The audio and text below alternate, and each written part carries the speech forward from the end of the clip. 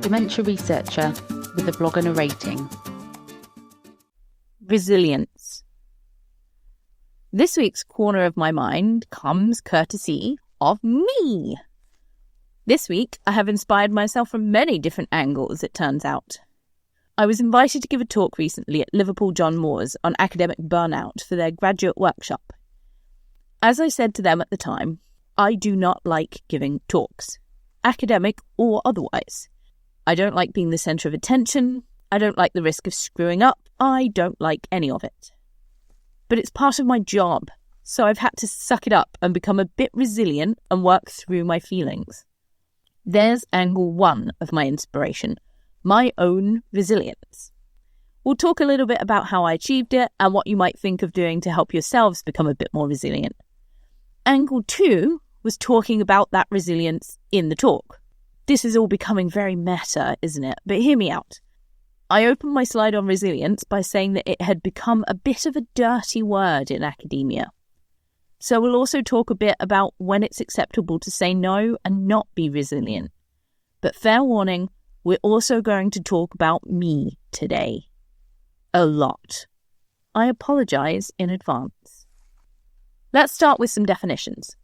According to the great Google, resilience is the capacity to withstand or to recover quickly from difficulties, toughness, or the ability of a substance or object to spring back into shape, elasticity. I realise that last one is about stuff rather than people, but I enjoyed the word elasticity because I think it is apt for people too. Now for a little narcissism. Let's talk about my own resilience. I said up top that I don't like giving talks. That's an understatement. I really don't like giving talks. I get shaky and sweaty.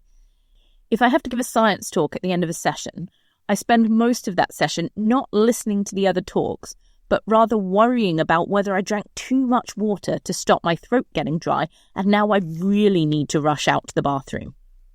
Sometimes my heart is pounding so loudly when the person introduces me that I can't hear them. I worry I'll freeze mid-slide. I worry I won't be able to answer the questions. I worry there won't be any questions. I worry the microphone won't work. I worry I'll trip on my way to the stage.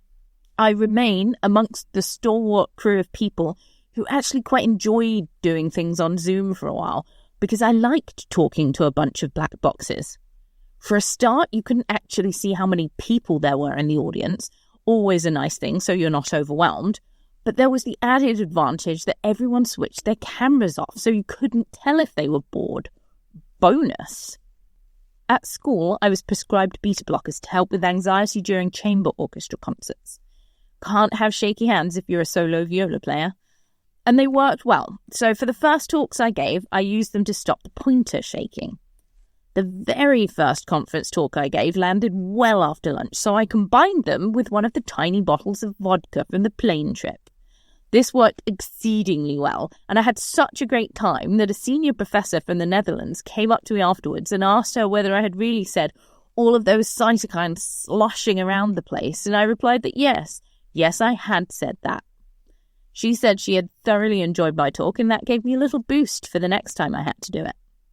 My next talk was a morning slot. The vodka and propranolol wasn't going to cut it at 10 a.m. People would judge, so I had to go cold turkey. But by this point, I had learned about the butterflies.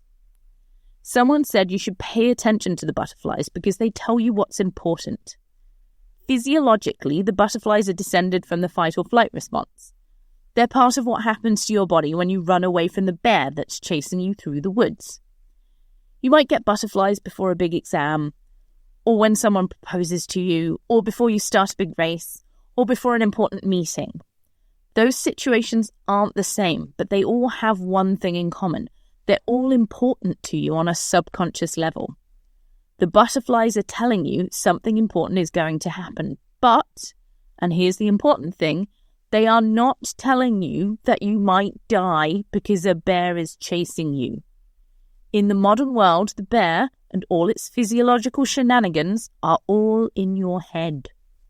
Rob Gilbert put it best when he said, "It's all right to have butterflies in your stomach, just get them to fly in formation." My approach to my 10 a.m. talk was, therefore, to get my butterflies in formation. I stood and contemplated for a while. I acknowledged that, yes, I was nervous, but I'd been nervous last time and everything seemed to go okay. And in reality, what was the worst that could happen? I could bore some scientists I might not see again for a while. I was too junior to make an impact, and really nobody was likely to remember if I made a bit of a hash of it. I was prepared enough that I didn't think I'd make a massive hash of it. So with all my butterflies all lined up, my hands still sweaty and my heart still pounding, I cracked on.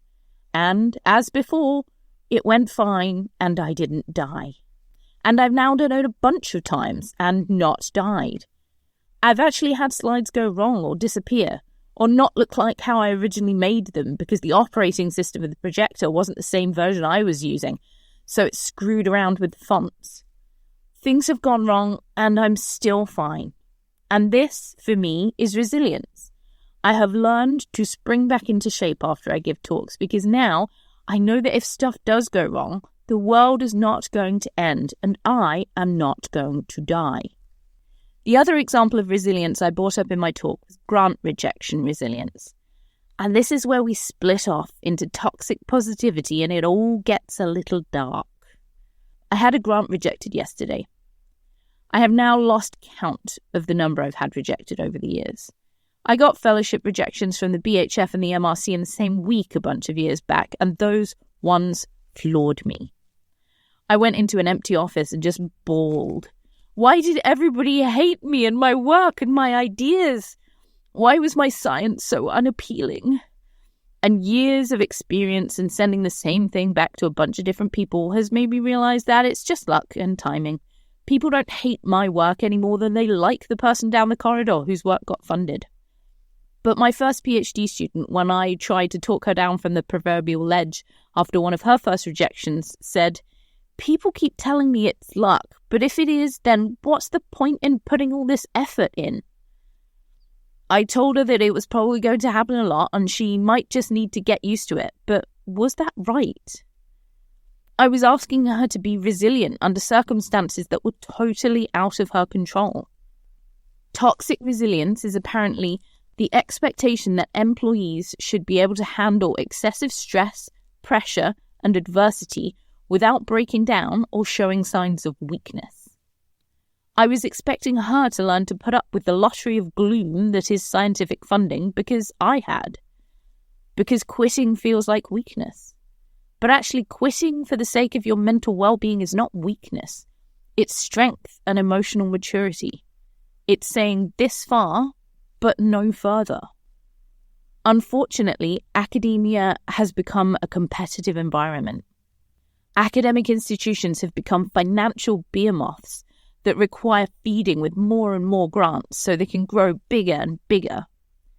These grants are handed out not on the basis of merit, but on the basis of luck and happenstance and timing. But it's not a sustainable situation, and telling your junior staff they just need to be resilient is not helpful. They have mortgages to pay, children to put through nursery, and cats to feed. We need to think carefully about how we use the word resilience. We need to think about when, where, and to whom we apply it. Telling your PhD students they need to become a bit more resilient is okay when the circumstances benefit them. They need to suck it up and learn to give talks. Or be okay with the fact that occasionally they might have to work long hours or be a bit stressed. This is a level of resilience that will benefit them in whatever they choose to do at the end of their studies.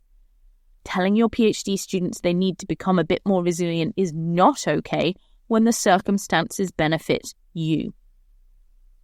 They do not need to work every weekend just because you did. They do not need to start at 6 a.m. and work until midnight because that's what you did.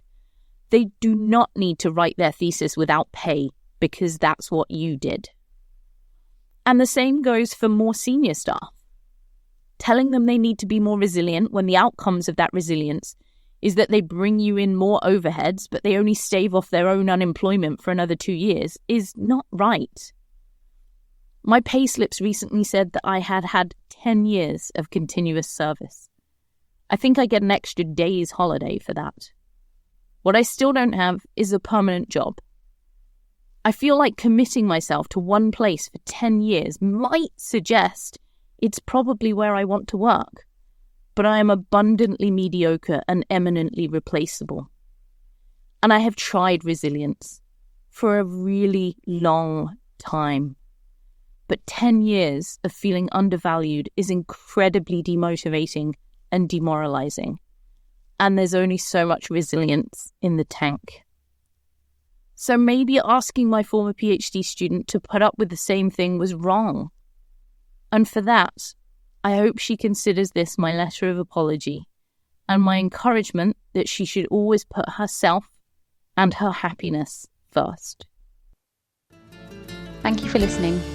Join the Dementia Research bloggers and share your own views.